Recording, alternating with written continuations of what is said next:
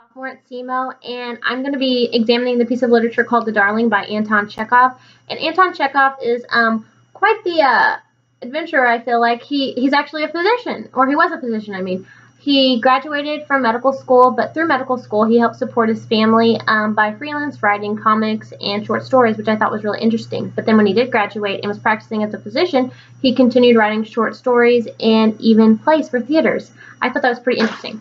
So the summary of the story, well, it starts off with a father who has passed away. His father's gone, and Olenka is his daughter.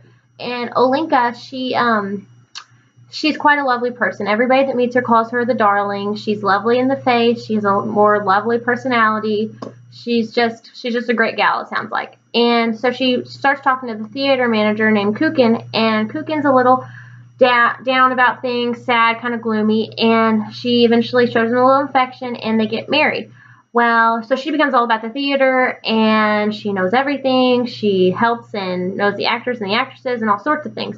Her opinion becomes the same as her husband's opinion. It's like just one really strong unit right there.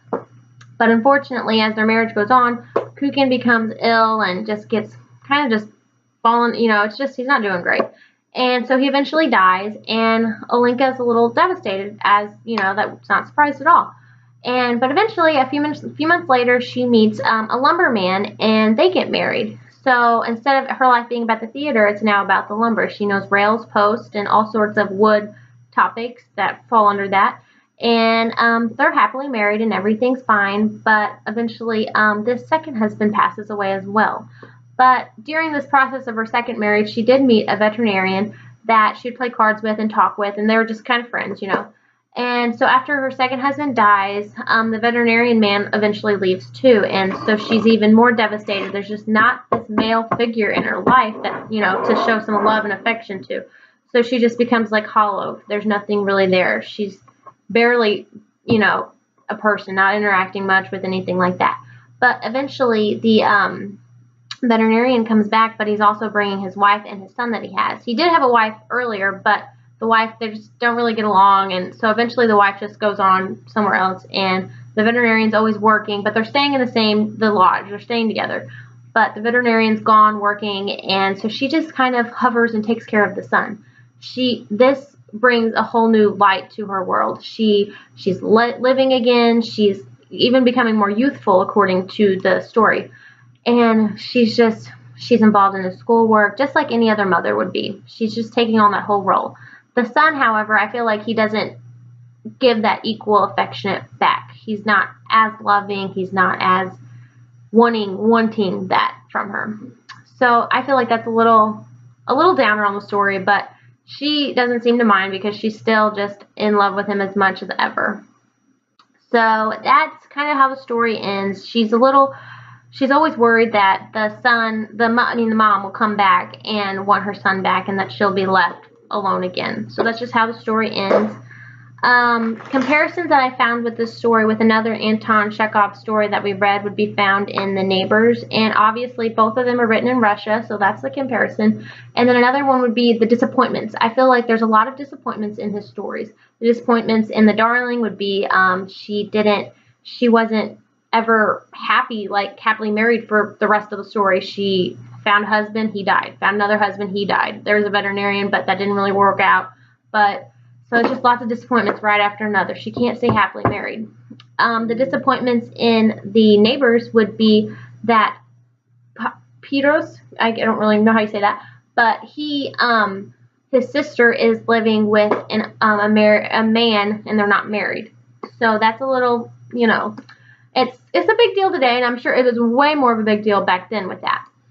But so that's the disappointment there. And it's so much of a disappointment that the family doesn't speak of her. She's like non-existent.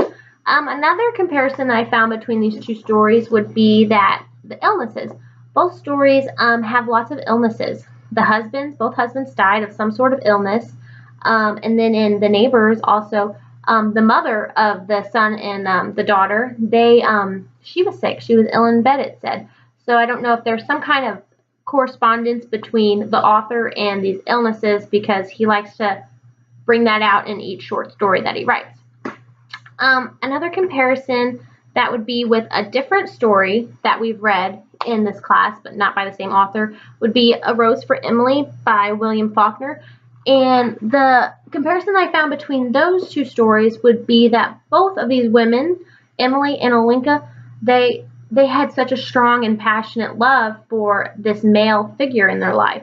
And it was so strong and passionate that when that love ended, there was just nothing. They weren't even existent, it seemed like. Emily, she was, found, the man was found in the bed, and she was also, had laid there at one point because her hair was there, and it was just, time hadn't touched that bed, that room at all. And then for, Olenka, she's just devastated each time her husband dies. She's just lost without that love, without that. I think she's just kind of dependent. She needs something like that. With the story The Darling, I really liked it. I followed along easily with it. I just liked how she was just so vibrant, and she loved to love, and except her husbands, they just didn't, poor guys, they died, but oh well. But I felt like she found her missing piece whenever she met that son. She needed that son figure. She needed to be that mother. She needed that role in her life, and I feel like that completed her, even though if the son didn't show it equally back. Used to show my recommendation for the story is found at the very end of the section of the reading, and it's whenever she hears a knock on the door and she thinks there's a telegram coming to take the son away. And it says right here, she was in despair. Her head, her hands, and her feet would turn chill, and she would feel that she was the most unhappy woman in the world. I feel that this just shows that she was just so in love that she would get that upset about it. She cares so much about it. But it turns out it was just the veterinarian returning home from work, so she was relieved and, went back to sleep.